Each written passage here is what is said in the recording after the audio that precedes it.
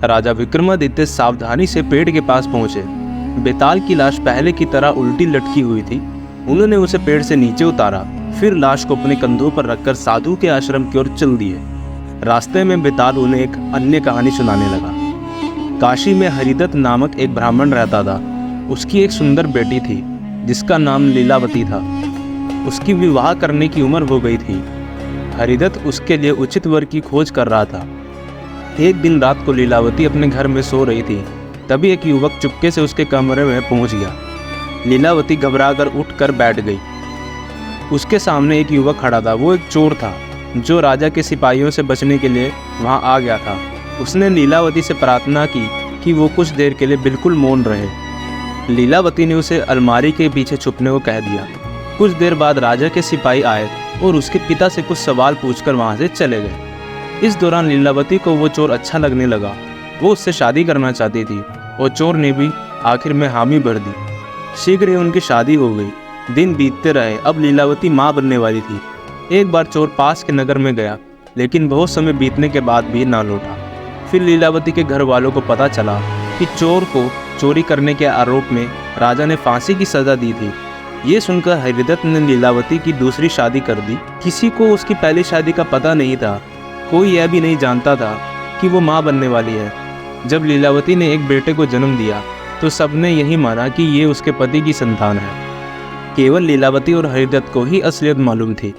कुछ दिनों बाद हरिदत्त भी मर गया और ये बात हमेशा के लिए दब गई। अब वो बालक एक युवक बन गया था। समय बीतने के साथ लीलावती और उसके पति की भी मृत्यु हो गई। एक दिन वो युवक नदी के किनारे अपने माँ बाप का श्राद्ध करने गया। श्राद्ध करते समय अपना हिस्सा लेने के लिए नदी से 3 हाथ बाहर आए। एक हाथ स्त्री का था और 2 हाथ पुरुषों के थे। युवक ने चकराकर स्त्री हाथ से पूछा, ये किसका हाथ है? स्त्री हाथ बोला, ये तुम्हारी माँ का हाथ है। युवक ने अपनी माँ का श्राद्ध कर दिया। फिर उसने दूसरे हाथ से पूछा कि ये किसका हाथ है? दूसरा हाथ बोला, ये तुम्हारे पिता का हाथ है। फिर उसने तीसरे हाथ से पूछा, ये किसका हाथ है?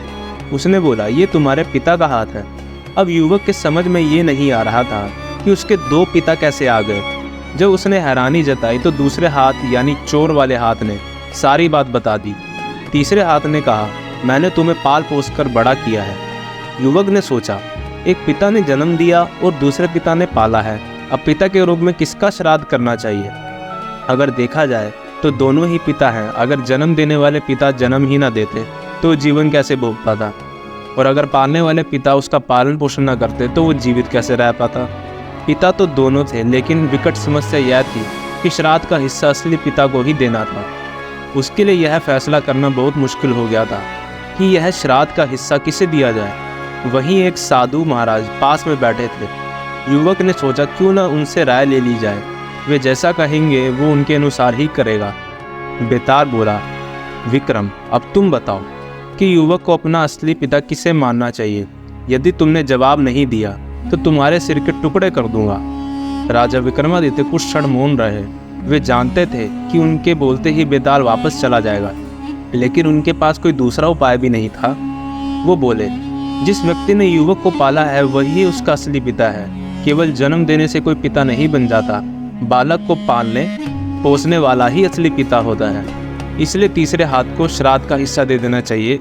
वही उसके असली पिता का हाथ है। बेताल उत्तर पाकर अति संतुष्ट हुआ और बोला, तू सचमुच एक न्यायी और बुद्धिमान राजा है, लेकिन तू बोला इसलिए मैं वापस चला।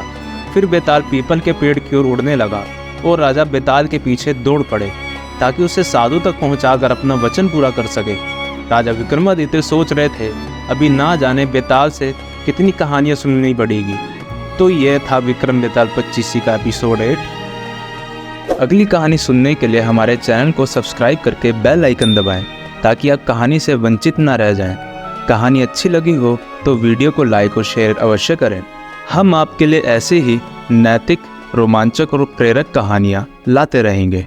धन्यवाद।